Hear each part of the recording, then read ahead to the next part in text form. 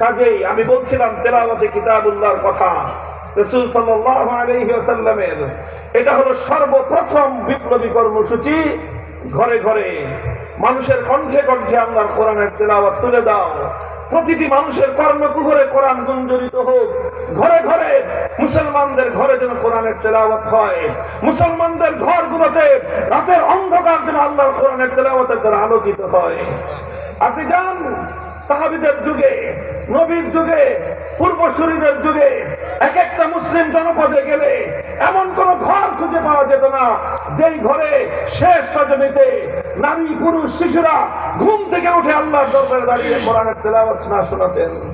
আর আজ ঘুরেন মুসলমানদের পাড়া মহল্লাগুলোতে রাত 12টা 1টা 2টো পর্যন্ত প্রতিটি মুসলমানের ঘর থেকে একটা আওয়াজ আসবে। সেই আওয়াজ হলো কোনো টেলিভিশনের কোনো নাটকের আওয়াজ, না হয় কোনো বিদেশি চ্যানেলের একদম মারাত্মক ধরনের ভয়ঙ্কর প্রকৃতির বাদ্যের আওয়াজ, গান বাজনার আওয়াজ দ্বারা আজকে মুসলমানদের সমাজ অভিশপ্ত হয়ে উঠেছে। পরিবর্তন আনার চেষ্টা করতে হবে। কথা বলেন ঠিক না? ইয়াতলু আলাইহিম আয়াতি।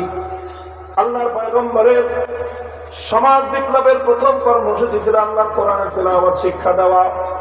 2 নম্বর কর্মসূচি ওয়ায়ুআল্লিমুহুমুল কিতাব। কোরআনে পাকের যেই তেলাওয়াত তিনি শিক্ষা দিলেন, তেলাওয়াত শিক্ষা দিয়ে আল্লাহর পয়গম্বরের দায়িত্ব খতম হলো না। তার দ্বিতীয় কর্মসূচি হলো কোরআনে পাকের মর্ম বোঝানো, কোরআনের অর্থ বোঝানো, কোরআনে পাকের ব্যাখ্যা এবং তাফসীর বোঝানো। এটা ছিল রাসূলুল্লাহ সাল্লাল্লাহু আলাইহি ওয়াসাল্লামের 2 নম্বর কর্মসূচি। কোরআনকে বুঝতে হবে, কোরআন বোঝার চেষ্টা করতে হবে, আল্লাহর কোরআনে পাকের মর্মগুলো বুঝতে হবে। উলামায়ে কেরাম চেষ্টা করছেন, অক্লান্ত পরিশ্রম করছেন। দেশের প্রতিটি অঞ্চলে তাফসীরুল কোরআন মাহফিল হয়। উদ্দেশ্য হলো জাতির কাছে কোরআনের বার্তাগুলো পৌঁছে দেয়া। মসজিদে মসজিদে উলামায়ে কেরাম তাফসীর করেন। উদ্দেশ্য হলো সাধারণ মানুষের কাছে কোরআনের বার্তা পৌঁছে দেয়া। উলামায়ে কেরাম তাফসীরুল কোরআন গ্রন্থ লিখেছেন। উদ্দেশ্য হলো মানুষ ঘরে ঘরে বসে বসে আল্লাহর কোরআনের মর্ম বুঝুক। হক্কানি উলামায়ে কেরাম কোরআনের পাকের অনুবাদ লিখেছেন। উদ্দেশ্য হলো মানুষ অনুবাদটা পড়ে আল্লাহ পাক রব্বুল আলামিন তার বান্দার প্রতি কি বার্তা প্রেরণ করেছেন অন্তত সেই বার্তাটা সে ব্যাখ্যা ছাড়া হলেও একবার বুঝুক। ও মুসলমান, বড় আশ্চর্যের একটা প্রশ্ন হলো এই, বড় হৃদয় বিদারক একটা প্রশ্ন হলো এই জাতির মধ্যে অসংখ্য অগণিত মানুষ এমন পাওয়া যাবে তার এই ছোট্ট জীবনে হাজার হাজার পৃষ্ঠার নভেল পড়েছে, হাজার হাজার পৃষ্ঠার উপন্যাস সে পড়েছে, হাজার হাজার পৃষ্ঠার ইতিহাস গ্রন্থ সে পড়েছে, হাজার হাজার পৃষ্ঠার বিজ্ঞানের গ্রন্থ সে পড়েছে।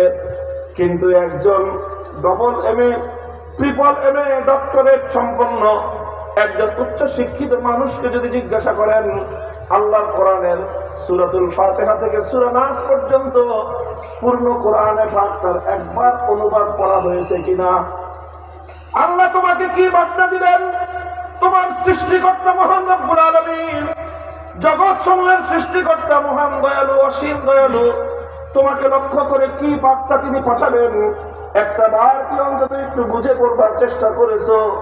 অধিকাংশ মানুষ মাথায় চুলকাবে, সারা দুনিয়া তার পড়া শেষ, হিন্দি সিন্ধি অনেক কিছু পড়েছে, কিন্তু আল্লাহর কোরআনটা অন্তত শুরু থেকে শেষ পর্যন্ত একবার অনুবাদ করবার সৌভাগ্য হয় নাই।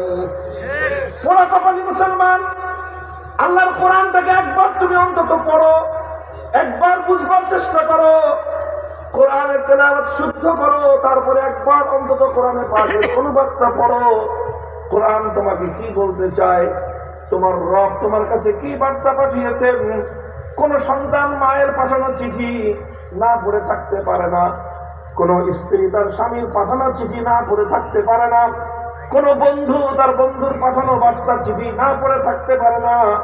ও মাখলুক, তুমি তোমার সৃষ্টিকর্তা খালিকের পাঠানো এই কোরআনের বার্তাটা তুমি একবার অন্তত বুঝবার চেষ্টা করলে না। তুমি নিজে বুকে হাত দিয়ে বলো তো, তুমি তোমার রবের কৃতজ্ঞ বান্দা না তুমি তোমার রবের বিশ্বাসঘাতক বান্দা? তুমি গাদ্দারি করেছ, এখনো সময় আছে, তওবা করো, জীবনটা পরিবর্তন করার চেষ্টা করো।